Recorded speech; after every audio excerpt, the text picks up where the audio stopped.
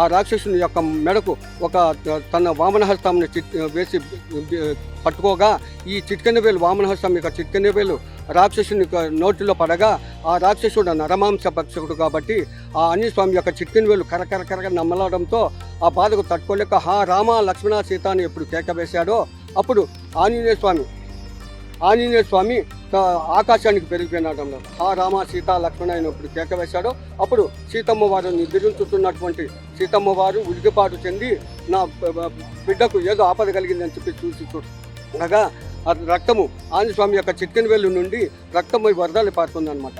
అప్పుడు సీతమ్మ వారు ఆంజనేయ స్వామి యొక్క స్వామి అని చెప్పేసి సీతమ్మ వారు బయట కొంగు చించి ఆంజనేయ స్వామి చిట్కెన వేలు కట్టుకట్టడానికి ప్రయత్నిస్తుండగా శ్రీరామచంద్రుల వారు సీతా నువ్వు జగన్మాతవు లోకమాతవు శక్తి స్వరూపినివి, నువ్వు ఏదైనా ఆలోచించి చేయని చెప్పగా ఓహో ఇది నా తప్పే అని చెప్పేసి ఆ సీతమ్మ వారు ఆంజనేయ స్వామి యొక్క దేహంలో ప్రవేశిస్తుందన్నమాట.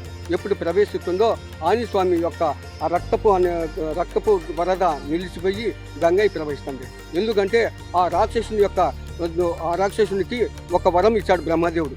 ఆ వరం వల్ల ఆ రాక్షసుని యొక్క ఒక్కొక్క రక్తపు బిందు ఒక్కొక్క రాక్షసుడి జన్మిస్తాడు. ఆ రాక్షసుని సంహరించడానికి ఆంజనేయుని వల్ల కాదని చెప్పేసి గంగై ఒక ఆంజనేయ స్వామి దేహంలో చేరగా గంగై ప్రవహిస్తుంది ఆ రాక్షసుని యొక్క రక్తం మలినం లేకుండా కడగడానికి.